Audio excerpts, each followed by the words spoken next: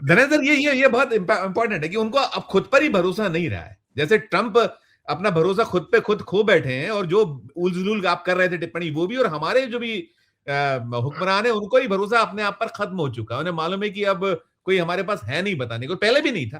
करिएगा आप, बहुत क्षमा चाहूंगा, आपको बहुत इंतजार करना पड़ा, माफी चाहूंगा। देखिए, नरेंद्र मोदी जी की सारी पॉलिसी या आरएसएस की या बीजेपी की सारी पॉलिसी, सारा पॉलिटिक्स, सारी डिप्लोमेसी राहुल गांधी के विरोध में, उनको किसी से लेना देना नहीं। राहुल गांधी को कैसे गाली दी जाए, राहुल गांधी को कैसे अपमानित किया जाए, आप देख लीजिए कि राहुल गांधी पर जब बोलना होता है तो प्रधानमंत्री से लेकर के संसद से लेकर के झंडू नेता तक बोलते हैं राहुल गांधी के खिलाफ। लेकिन ईरान पे बोलना हो, अमेरिका पे बोलना हो तो कोई नजर आता है आपको? सुना आपने किसी का बयान? पता भी नहीं होगा ईरान कितने किलोमीटर लंबा है। ये जो क्या कहते हैं, ये बड़े बड़े मंत्री इनके बैठ के दांत भी दौड़ते रहते हैं। आपके यहाँ के शिवराज सिंह चौहान जो लंबे समय मुख्यमंत्री रहे, कल आपने सुना उनको क्या बोल रहे थे? वो कह रहे थे कि किसानों की आय 8 गुनी हो गई। कहाँ का किसान 8 गुनी आय पा लिया पता नहीं। हमारे बिहार में तो नहीं हुआ 8 गुनी, नहीं तो हम गाँव चले जाते, खेती उनको करते, भी हमारे पास कहते हैं खेत कि था। आपस में प्रतिस्पर्धा चलती, कौन ज्यादा लंबी फेंक सकता है। उनके लिए भी बड़ा है, जुमले चले हैं मध्य प्रदेश में। नहीं, ये लंबी नहीं फेंक रहे हैं, ये इस देश के मुंह पर कीचड़ फेंक रहे हैं। ट्रंप वही कर रहा है। लेकिन ट्रंप की बेवकूफी तो अमेरिका बर्दाश्त कर सकता है, क्योंकि बहुत ताकतवर देश है अमेरिका। क्या मोदी जी की बेवकूफी को भारत बर्दाश्त कर सकता है? ये सवाल सबसे गहरा है। मोदी जी ने क्या कहा? कहा कि जो है कोरोना जैसे हालात खड़े होने वाले हैं। तो पैनिक किसने किया देश की जनता को? एग्जैक्टली। पेट्रोल पंप से मारपीट हो रही है, किसने किया? किसने कहा कोरोना जैसे? मैंने तो नहीं कहा कोरोना जैसे हालात हो रहे हैं। और नरेंद्र मोदी बोलते हैं कोरोना जैसे हालात हो रहे हैं। और अब आज खबर है कि हॉर्मुज को खोल दिया भारत के लिए ईरान ने। कहा कि भैया आप लेके जाओ जहाज अपने सारे, तो अब कोरोना जैसे हालात कैसे हो जाएंगे हमको समझाओ। गैस पेट्रोल कैसे अब खत्म हो जाएगा? ठीक है 10 दिन का संकट है, लेकिन 10 दिन के बाद तो संकट नॉर्मल होने के करीब चला जाएगा। लेकिन सबसे बड़ा संकट ये है भारत के साथ कि भारत जो है पूरी कूटनीति को नेहरू के अपोजिट चलाना समझ लिया है। कि नेहरू ने जिस रास्ते देश चलाया, नेहरू के बाद के प्रधानमंत्रियों ने देश को जिस रास्ते चलाया, हमको उस रास्ते नहीं चलना है। हमको नई राह गढ़नी है, नया हिंदुस्तान बनाना है। और वो नया हिंदुस्तान क्या करोगे? मतलब एक रास्ता जाता है मंदिर की तरफ, तो आप गटर की तरफ जाना चाहते हो। एक रास्ता जा रहा है तरक्की की तरफ, तो आप तरक्की के विपरीत करोगे, कहां जाओगे? अवनति की तरफ जाओगे ना। तो बर्बादी की तरफ नरेंद्र मोदी जी सरपट लेके दौड़ रहे हैं। आप बताइए कि संसद में आप डिबेट नहीं करना चाहते हो और ऑल पार्टी मीटिंग बुलाते हो, और ऑल पार्टी मीटिंग में क्या हुआ ये नहीं बताते हो। अब राहुल गांधी नहीं आया, अरे राहुल गांधी की माँ हॉस्पिटल में भर्ती है, तुमको वहां जाना चाहिए था। कोई खबर है कहीं? कोई मंत्री गया, बीजेपी का नेता गया कि राहुल सोनिया गांधी जी बीमार है, जरा जाके देख के आते हैं? ये क्या है? ये अमानवीयता है। और मैं आपको बताऊं, देखिए ईरान ने जो चाल चली है, उसने सबको एक साथ चित कर दिया। ये महान महान धुरंधर जो बैठे हुए हैं। अभी ट्रंप का एक वीडियो मैं देख रहा था, वो बताया जा रहा है वेडनेसडे नाइट का है, और उसमें ट्रंप नाच रहा है। कोई राष्ट्रपति युद्ध की घड़ी हो, इतनी बर्बादी हो रही हो, मांग रहा है कांग्रेस से हमको $2 बिलियन डेली के हिसाब से पैसे दो ताकि होम रूज खुलवाएं। वो नाचेगा, डांस करेगा वो? तो उसको पागल नहीं कहेगा? तो पागल भी नहीं कहना चाहिए। मतलब वो आदमी जो है इतना बचकाना है, क्या समझ रहा है नहीं समझ में आ रहा है। दूसरी तरफ हमारे देश में क्या हो रहा है? आपके पास एकमात्र एजेंडा है चुनाव। चुनाव लड़ना है, पूरे देश पे कब्जा कर लेना है, और ये साबित कर देना है कि जो संविधान बनाया गया था बेकार था। ये साबित करना है कि राहुल गांधी बेकार है। इनका कोई दूसरा एजेंडा नहीं है, जान लीजिए। अगर किसी को लग रहा है कोई और एजेंडा है, ये अभी मीटिंग कर रहे हैं संकट से निपटने के लिए राज्यों के मुख्यमंत्रियों से। राज्यों के मुख्यमंत्री से किससे मीटिंग करेंगे? क्या मीटिंग करेंगे? ये सर्वदलीय मीटिंग में क्या किया इन्होंने? कौन सा रास्ता निकाला? इस संकट से निकलने का अभी रास्ता अभी क्या अभी निकाला? अभी अभी अभी कह रहे थे ना, रविंद्र जी कह ही रहे थे कि भाई ये क्या, ये सब्जेक्ट क्या राज्यों का है क्या? कैसे आप एक सिंगल, आप इतना समय क्यों बर्बाद कर रहे हैं? आप एक लाइन में उनको निर्देश जो आप, मैं कह रहा तो हूं, मैं जितने फुटेजेस देखे धनंजय सर, बीजेपी शासित राज्यों के हैं, हाहाकार मचा है, पीछे खेल क्या चल रहा है, ये सवाल तो बड़ा है ना, करिएगा। वही तो है कि आप देखिए जगदम्बिका पाल का वीडियो आ रहा है, वो सवाल कर रहे हैं कि अपोजिशन का लीडर ऐसा थोड़े होता। अरे तुमने बनाया अपोजिशन का लीडर? अपोजिशन का लीडर जगदम्बिका पाल ने बनाया राहुल गांधी को, कि देश की जनता ने बनाया? 99 सीटें जगदम्बिका पाल के घूमने से मिल गया? तो 99 सीटें मिली है, उसने कहा कि राहुल गांधी है तो है, तुम्हारे कहने से क्या होगा? आप किसी के तलबे चाटो, राहुल गांधी को तलबे चाटने की मजबूरी नहीं है ना।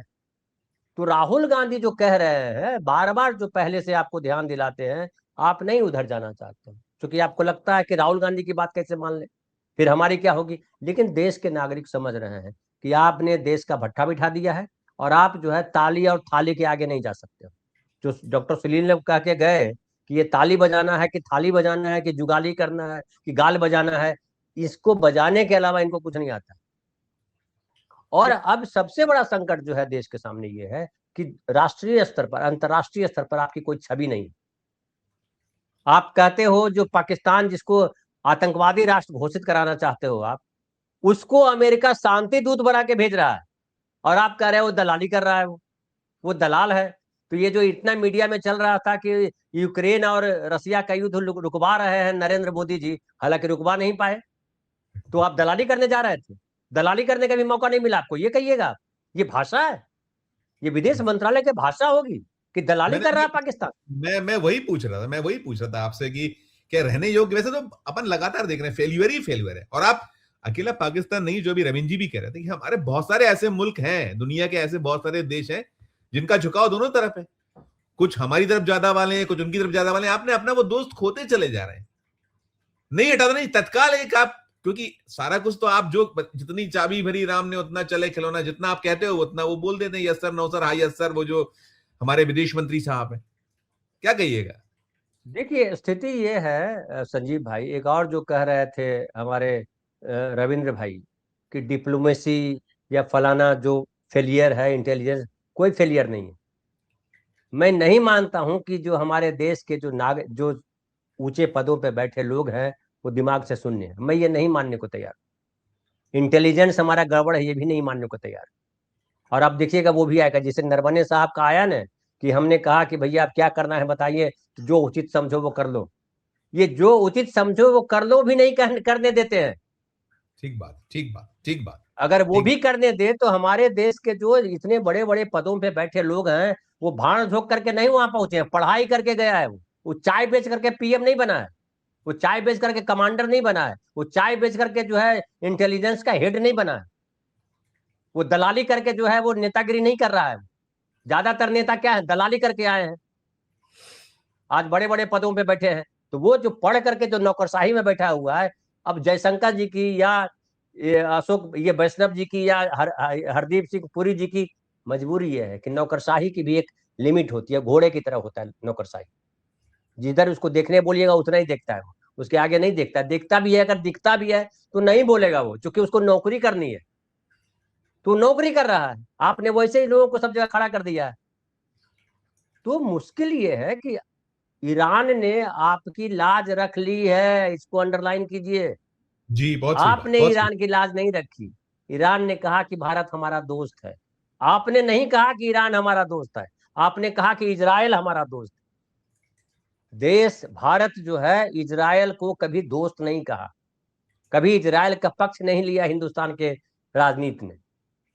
ईरान के साथ हमेशा खड़ा रहा, ईरान भी खड़ा रहा। भूल गए मनमोहन सिंह का किस्सा, कितना लोगों ने सुना दिया कि भाई हमको रुपए में दे रहा था वो तेल, और वो भी जी, रुपए लेके गया नहीं, आपके यूको बैंक को दे दिया, यही रखो, यहीं से चावल दाल जो हम खरीदेंगे उसमें से पैसा कर लेंगे। इतना बड़ा एहसान भी आप जो है नहीं मानने को तैयार।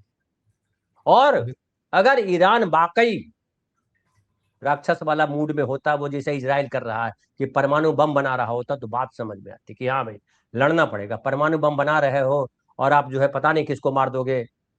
अरे तो भारत भी तो परमाणु संपन्न राष्ट्र है, पाकिस्तान भी परमाणु संपन्न राष्ट्र है, अमेरिका भी परमाणु संपन्न राष्ट्र है, चाइना भी है, रसिया भी है, सब परमाणु। तो आप लोग नहीं मारोगे, ईरान बना लेगा तो मार देगा? ये कौन सी स्ट्रेटजी है भाई, ये कौन सी रणनीति है? मतलब आप जो है शर्ट पहन के घूमो और मुझे कहो तुम बनियान में रहो, क्योंकि तुम शर्ट पहन लोगे तो ज्यादा स्मार्ट लगने लगोगे। तो ये जो है ये अब, लेकिन एक बात क्या है कि दुनिया में देखिए स्वर उठने लगे हैं, और जो स्पेन के प्रधानमंत्री हैं उन्होंने ऐसा तमाचा मारा है ट्रंप को, वो तमाचा 100 साल तक नहीं भूलेगा अमेरिका। स्पेन ने पूरी दुनिया, स्पेन के जो प्रधानमंत्री हैं उन्होंने पूरी दुनिया के उन लोगों को तमाचा मारा है जो कहते हैं कि हम बड़े देश हैं, बड़े ताकतवर हैं, बड़े जानकार हैं, बड़े मानवीयता के पक्षधर हैं, उन सबको तमाचा मारा है। अब ये भले कि तमाचा खाने के बाद उनको एहसास नहीं होता, मुंह ऐसे झाड़ करके हो जाते हैं, नहीं नहीं कहा, वो तो मस्ती में हमको ऐसे करके चले गए। ये आदत है आपको। दूसरी बात, अब नहीं नहीं, WHO की बात, WTO की एक बात बता रहे हैं आपको, अभी अभी मैं खबर देख रहा था। Please please. WTO विश्व व्यापार संगठन है, तो पता है, उसने कहा कि दुनिया इस समय 80 साल के सबसे बड़े व्यापार संकट से गुजर रही है। जी हाँ, 80 साल के मतलब क्या हो रहा है? Second world war. जी हाँ, जी 80 साल के सबसे बड़े व्यापार संकट से गुजर रही है। WTO चीफ नुगोजी ओकोंजो इवेला ने गुरुवार को कहा, यानी आज कहा, कि ग्लोबल ट्रेड सिस्टम में बड़ी रुकावट आई है, इससे दुनिया की पुरानी व्यवस्था बदल चुकी है, इसे नजरअंदाज नहीं किया जा सकता है। और इस किस लिए हुआ? अभी तक आपको पता है कि किस लिए लड़ाई हुई? अमेरिकन सीनेटर को भी नहीं पता है। अगर हॉर्मुज खुलवाने के लिए लड़ाई हुई थी तो हॉर्मुज तो खुला हुआ था, इसलिए अमेरिकन सीनेटर कह रहा है ये लड़ाई हुई किस लिए। और जो इजराइल के लिए लड़ा है ट्रंप, क्या इजराइल की भूख को कोई पूरा कर सकता है? और अगर इजराइल की भूख पूरी हो सकती है, ग्रेटर इजराइल जो चाहता है इजराइल, तो मिडिल ईस्ट के देश, उनके हर देश का हिस्सा ले जाएगा ग्रेटर इजराइल में। क्या मिडिल ईस्ट के देश जो आज अमेरिका के साथ खड़े हैं या अमेरिका को सैन्य निवेश दिए हुए ईरान के खिलाफ खड़े हैं, वो इस बात के लिए तैयार है, अपना हिस्सा देने को तैयार है इजराइल को? दे तो दे दो, हमको क्या दिक्कत है, हिंदुस्तान को क्या दिक्कत, आप दे दो, ग्रेटर इजराइल बना दो। लेकिन ये अब कतर हो या यूनाइटेड अरब अमीरात हो या बहरीन हो, इन देशों को समझ में आने लगा है कि ये लड़ाई जो है, हम तो अमेरिका के साथ खड़े थे, हम तो अमेरिका को बेच दिए थे कि भैया हमारे तेल की सुरक्षा करे, कोई हम पर बम नहीं मार दे, लेकिन अमेरिका हमारी सुरक्षा नहीं कर पाया। ईरान ने उधर से फेंका मिसाइल, हमारा तेल का कुआं, गैस का कुआं ब्लास्ट कर गया, नहीं, आज तो हमारा मारे गए, बिजनेस पूरा आज तो हॉर्मुज धनंजय बंद सर, करके खत्म कर आज तो यूएई में लोग मारे गए हैं, मारे गए हैं। अबू धाबी में दिया। 3 एक लोगों की। भारतीय भी मारा गया, उसमें एक जी हाँ, इंडियन है, एक पाकिस्तानी है। जी हाँ, मोदी जी जी को क्या फर्क पड़ता है? 700 बिल्कुल, किसान इसी देश में मारे गए ना, फर्क यस, पड़ा क्या? बिल्कुल बिल्कुल। ढेर नहीं, मैं सारे अंतर, लोग जो है कोरोना काल में चलते हुए मर गए। नरेंद्र मोदी ने एक दिन शोक मनाया क्या? कभी सुना कि नरेंद्र मोदी जो है बड़े दुखी हैं या भाजपाई बड़े दुखी हैं, अरे इतने लोग मर गए? मतलब आपके शिवराज सिंह चौहान पे तो मुझे इतना तरस आता है, मैं उसको अच्छा मुख्यमंत्री समझता था, इतना घटिया आदमी है मुझे पता ही नहीं था। इतना फेंकता है आदमी, इतना फेंकता आदमी, मतलब गिरिराज सिंह से भी आगे चले गए यार। अब तक हम समझते थे गिरिराज सिंह जो है सबसे गए बीते हैं, लेकिन गिरिराज सिंह से भी कंपटीशन कर रहे हैं, उससे भी नीचे चले गए। आप चले गए एकदम निशिकांत दुबे वाली ग्रेड पर। नहीं, तो उनकी डिग्री आपने, है, गोल्ड मेडलिस्ट है वो, ग्रेजुएट, उनका पीजी गोल्ड मेडलिस्ट है। आप बताइए ना, अरे सोचिए काहे कि का, उनकी। अगर ऐसा गोल्ड मेडलिस्ट लेकर के ऐसा बोलता है तो तुम्हारे गोल्ड मेडलिस्ट पे थू है। गोल्ड बिल्कुल मेडलिस्ट ऐसा जो है गटरे में डाल दो, जिसने गोल्ड बिल्कुल मेडलिस्ट दिया है वो भी बेकार है। तुम अगर बिल्कुल मनुष्य नहीं हो, तुम्हारे पास रीढ़ नहीं है, तो काहे का आदमी हो, कितने बड़े पद पे बैठे रहो, क्या हो? बिल्कुल ये बिल्कुल बड़ी शर्मनाक स्थिति है। बिल्कुल बिल्कुल। और किसी को लग सकता है कि मैं जो बोल रहा हूं, मैं मनुष्यता के लेवल पे बोल रहा हूँ, आम आदमी के नजरिए से बोल रहा हूँ। आप इंसान हो ना, कुत्ता हो कि गधा हो? नहीं हो ना, शक्ल तो इंसान जैसी दिखती है, तो इंसान जैसा बिहेवियर भी रखो, इंसान जैसा व्यवहार भी करो, इंसान जैसा सोचो भी। इंसान क्यों है, कुत्ते से अलग क्यों है इंसान? क्योंकि इंसान दूसरे का हित सोच सकता है।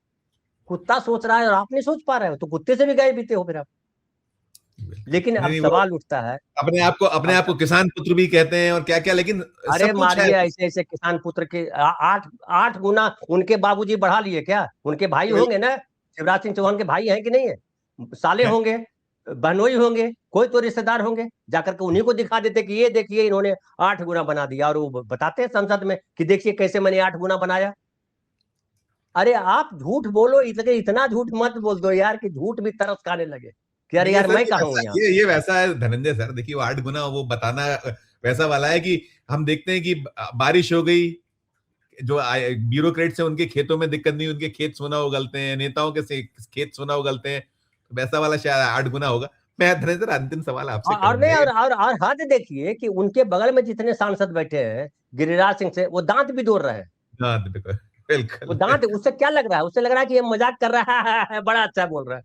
अरे यार, इतना शर्म नहीं है तुम लोगों को? सांसद बन के बैठे हो, तुम्हारे सांसद के जो क्षेत्र के जो लोग हैं संसद के, उनको शर्म आनी चाहिए, उनको आ रही होगी कि किसको भेज दिया हमने संसद। इतना बिल्कुल। घटिया प्रवचन दे रहे हैं ये लोग।